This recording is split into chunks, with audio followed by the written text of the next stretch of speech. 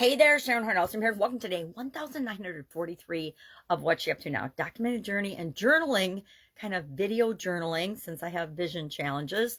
Uh, what I'm working on, what's working, what's not working. As I transitioned originally in 2017 from the brick and mortar corporate world of businesses to the online world of business, I spent over a quarter century in corporate America while simultaneously owning, operating, building, and selling and buying and creating different businesses in at least 27 different industries.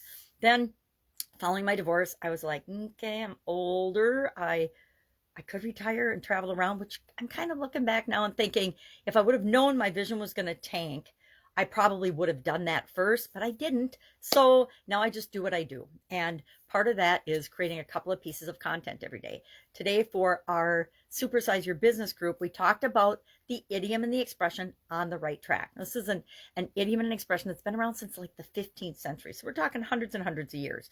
And we need to understand that when something's been around for a long time, it impacts us human beings and it impacts us differently. The cool thing about idioms and why I think I like to talk about them every day is because it reminds me to be aware of the fact that everybody thinks differently, right?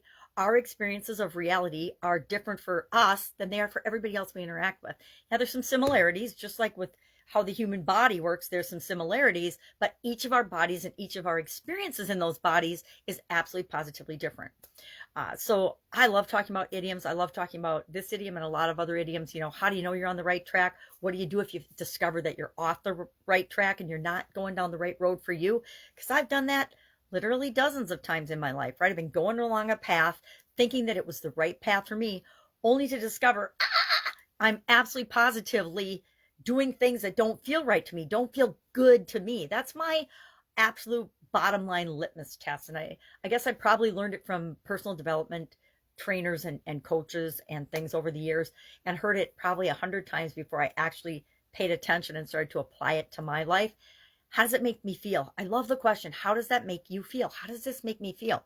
If it makes me feel bad, negative, heavy, sad, or any other negative emotion in any way, I know that whatever's going on is not right for me. And a lot of times it's not even about me, but and those are the things I'm going to move away from. And the things that feel good to me, that feel right, make me feel lighter, make me happy and joyful and all the positive emotions and feelings in my body. Those are the things I'm going to move toward. Those are the goals we want to be moving toward, which leads us to this year's annual challenge, the Get Your Goals annual challenge. We're talking every day to day, and we're actually taking action, doing one thing every day. Some days it's a big thing. Some days it's an itty bitty tiny thing. Maybe it's just asking ourselves a question or breathing. It can be that simple, but every day we are doing something to move us toward getting what we want in each of the different areas and aspects of our life. We're talking about physical this month, physical, mental, emotional, spiritual, financial, relationships, contribution. It's a 7-step life framework or 7-part life framework that I've used for decades. And in 2021, following the craziness of 2020 and the pandemic and everything, I added communication and confidence. So we'll cover those. We're spending a month on each of those areas and how they influence and impact our ability to get what we want, get our goals. And goals are just what we want, right? It's actually purposefully going after what we want. I'm so glad that I grew up with a dad that taught my sisters and I and my kids, as well as me teaching my kids, the importance of having goals and things that you're working toward and making the world a better place in a positive way. So we talked about that. We talked about movement today, movement and the importance of movement.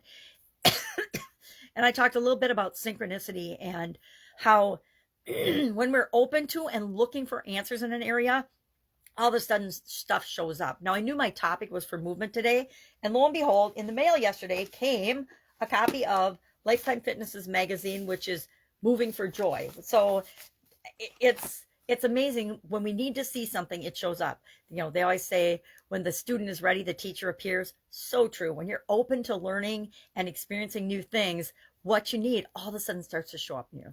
All right, that's it. That's all I've got today. If I can help you in any way, ask. Otherwise, have an absolutely fantastic day, and I'll, of course, be with you tomorrow.